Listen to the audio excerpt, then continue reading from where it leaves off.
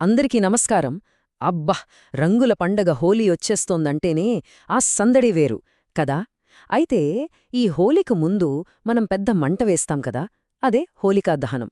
దాని వెనుక ఓ పురాణ కథ మాత్రమే ఉందని మనలో చాలామంది అనుకుంటాం. కాని దాని వెనుక మన ఆరోగ్యాన్ని కాపాడే ఓ అద్భుతమైన సైన్స్ దాగుందన్న విషయం తెలిస్తే ఖచ్చితంగా ఆశ్చర్యపోతారు. ఏంటా రహస్యం? పదండి ఈరోజు దాన్ని ఛేదిద్దాం. చిన్నప్పట్నుంచి మనం హోలికా దహనం అంటే చెడుపై మంచి గెలిచిన పండగ అనే వింటున్నాం. అంతా బాగానే ఉంది. కాని ఒక్కసారి ఆలోచించండి, మన పూర్వీకులు ఇంత పెద్ద ఆచారాన్ని, ఊరంతా కలిసి చేసే ఈ కార్యక్రమాన్ని కేవలం ఓ కథ గుర్తుంచుకోడానికి మొదలుపెట్టారా? లేదంటే ఇది ఆ రోజుల్లో వ్యాధుల నుంచి ప్రజలందర్నీ కాపాడటానికి వేసిన ఒక మాస్టర్ ప్లానా? ఈ ప్రశ్నే మనల్ని అసలు నిజం వైపు నడిపిస్తుంది. అయితే ఆ సైన్స్ ఏంటో తెలుసుకునే ముందుగా మనందరికీ బాగా తెలిసిన ఆ పౌరాణిక కథని ఒకసారి గుర్తు చేసుకుందాం. ఎందుకంటే అసలు ఈ ఆచారం మొదలవడానికి కారణం ఆ కథే కదా. ఈ కథ మనందరికీ తెలిసిందే. హిరణ్యకశ్యపుడు అనే ఓ రాక్షసరాజు ఉండేవాడు. తనే దేవుణ్ణని తననే పూజించమని అందర్నీ ఆజ్ఞాపించాడు. కాని విచిత్రంగా అతని సొంత కొడుకు ప్రహ్లాదుడు మాత్రం పరమ విష్ణుభక్తుడు.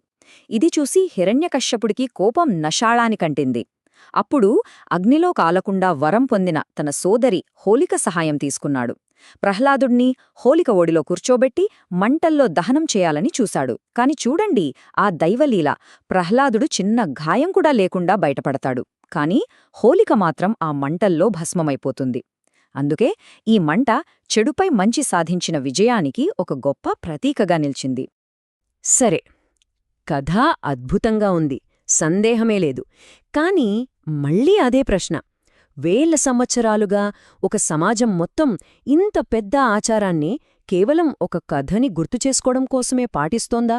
అంటే దీని వెనుక మనకు తెలియని ఇంకేదైనా పెద్ద కారణం, ఓ ప్రయోజనం దాగి ఉందా? ఇక్కడే అసలు విషయముంది. ఆ ప్రశ్నకు సమాధానం ఎక్కడో లేదు, ఈ పండగను మనం జరుపుకునే టైమింగ్లోనే ఉంది. గమనించారా? ఇది ఎప్పుడొస్తోంది? సరిగ్గా చలికాలం ముగిసి వసంత ఋతువు మొదలయ్యే ఆ సంధికాలంలో. మన పెద్దలు ఈ సమయాన్ని ఊరికే ఎంచుకోలేదు, దాని వెనుక ఓ బలమైన కారణముంది. మన పాత గ్రంథాలు ఏం చెప్తున్నాయంటే, ఈ చలికాలం నుంచి వసంతానికి మారేటప్పుడు వాతావరణంలో చాలా మార్పులొస్తాయి. ఉష్ణోగ్రతలు అటూ ఇటూగా అవుతాయి. ఈ మార్పుల దెబ్బకి మన శరీరంలో రోగనిరోధక శక్తి అంటే ఇమ్యూనిటీ బాగా తగ్గిపోతుంది. అప్పుడేమవుతుంది? మనం చాలా సులభంగా జబ్బుల బారిన పడతాం. ఆయుర్వేదంలో కూడా ఇదే విషయం చెప్పారు. ముఖ్యంగా ఈ సీజన్ మారే టైంలోనే చూడండి, తగ్గని జ్వరాలు, దగ్గులు, రకరకాల చర్మవ్యాధులు, ఇంకా ఒకరినుంచి ఒకరికంటుకునే ఇన్ఫెక్షన్లు ఇవన్నీ ఊళ్లకూళ్లనే చుట్టేసేవి. చెప్పాలంటే ఇది ప్రతి ఏటా వచ్చే ఒక పెద్ద హెల్త్ ఎమర్జెన్సీ లాంటిది. మరి ప్రతి ఏటా వచ్చే ఈ ఆరోగ్య సమస్యను మనవాళ్లు ఎలా ఎదుర్కొన్నారు? ఇక్కడే ఉంది అసలు కిటుకు. వాళ్లు హోలికా దహనాన్ని కేవలం ఓ పండగలా చూడలేదు. దాన్ని ఒక శక్తివంతమైన శుద్ధి చేసే యజ్ఞంగా, ఊరి జనాలందరి కోసం ఒక సామూహిక వైద్య విధానంగా మార్చారు. మన వేదాల్లో అగ్నికి చాలా ప్రత్యేక స్థానం ఉంది. అగ్నిని ఏమని పిలుస్తారంటే యక్షనాశనుడు. యక్షులు అంటే ఇక్కడ రోగాలను కలిగించే సూక్ష్మజీవులనమాట. అంటే అగ్ని రోగక్రిములను నాశనం చేసేవాడు. చూశారా? వాళ్ళ దృష్టిలో అగ్ని కేవలం మంట కాదు, అది ఒక పవర్ఫుల్ మెడిసిన్. ఇక్కడ చూడండి, ఇదే చాలా ఇంట్రెస్టింగ్ కంపారిజన్.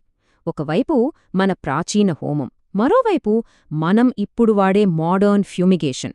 అంటే ఇప్పుడు హాస్పిటల్స్ని, ఆపరేషన్ థియేటర్లని శుభ్రపరచడానికి పొగ పెడతారు కదా, దాన్నే ఫ్యూమిగేషన్ అంటారు. అదే టెక్నిక్ని మన పూర్వీకులు వేల ఏళ్ల క్రితమే మొత్తం ఊరిని, వాతావరణాన్ని శుద్ధి చేయడానికి ఈ పెద్ద మంట రూపంలో వాడారు. ఆలోచించండి, రెండింటి వెనుక ఉన్న సైన్స్ ఒకటే, గాల్లో ఉన్న హానికరమైన బ్యాక్టీరియాని చంపేయడం. అయితే అసలు విషయమేంటంటే, ఆ మంటలో ఏది పడితే అది వేయలేదు. అదేదో సాధారణ కట్లతో వేసిన మంట కాదు. ఆ అగ్నిలో వాడిన ప్రతి పదార్థం వెనక ఒక ఔషధ గుణం ఉంది. చాలా జాగ్రత్తగా లెక్క ప్రకారం ఎంచుకున్నవి అవి. మరి ఆ మంటలో ఏం వాడారో చూద్దామా? ముఖ్యంగా 3. 1 గోమయం, అంటే ఆవు పిడకలు. ఇది గాలిని శుద్ధి చేయడమే కాదు, హానికరమైన యూవీ కిరణాల ప్రభావాన్ని కూడా తగ్గిస్తోందని ఒక నమ్మకం. ఇక రెండోది రకరకాల ఔషధమూలికలు. వీటినుంచి వచ్చే పొగ గాల్లోని బ్యాక్టీరియాని చంపేస్తుంది. ఇక మూడోది చాలా ముఖ్యమైనది తెల్ల ఆవాలు.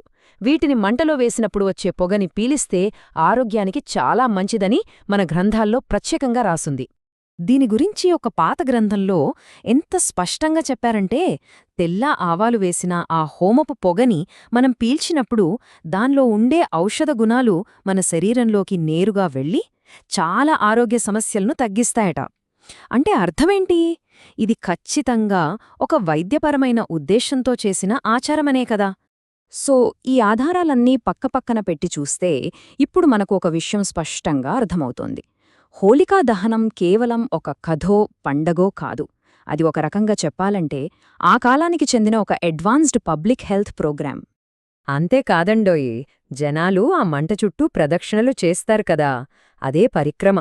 అదిగూడా ఊరికే కాదు, అదొక సామూహిక చికిత్సా పద్ధతి. అలా అందరూ తిరగడం వల్ల ఆ వేడి, ఆ ఔషధ గుణాలున్న పొగ ఊళ్ళో ఉన్న ప్రతి ఒక్కరి శరీరానికి అందుతుంది. ఇది మొత్తం సమాజానికి ఒకేసారి ఇమ్యూనిటీని బూస్ట్ చేసే ఒక అద్భుతమైన పద్ధతి. కాబట్టి చివరిగా ఒక్క మాటలో చెప్పాలంటే హోళికా దహనం 2 విజయాలకు ప్రతీక. ఒకటి, పురాణం ప్రకారం భక్తి అనే మంచి, అహంకారమనే చెడుపై గెలవడం.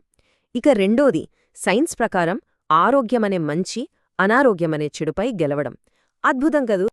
ఈ హోళికా దహనం కేవలం ఒక ఉదాహరణ మాత్రమే. మన పండగలు, మన ఆచారాలు, ఇలాంటి వాటి వెనక ఎన్నో శాస్త్రీయ రహస్యాలు దాగి ఉన్నాయి. మరి మనం వాటిని కేవలం మూఢనమ్మకాలని తేలిక కొట్టిపారేస్తున్నామా? లేక వాటి వెనక మన పూర్వీకులు దాచిన విజ్ఞానాన్ని అర్థం చేసుకునే ప్రయత్నం చేస్తున్నామా? ఈ ప్రశ్న మనందరం వేసుకోవాల్సిన సమయం వచ్చింది. ఒక్కసారి ఆలోచించండి.